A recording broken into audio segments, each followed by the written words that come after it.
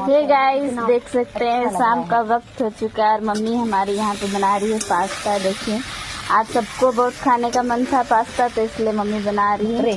सबको खाने का मन था। देखिए शाम का नाश्ता आज बन रहा है, मम्मी बना रही है।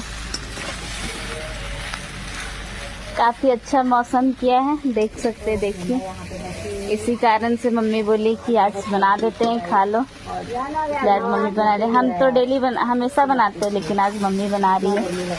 और आज हम बनाते हैं। देखिए और यहाँ इसको देख सकते हैं। देखिए क्या कर रही बेटा?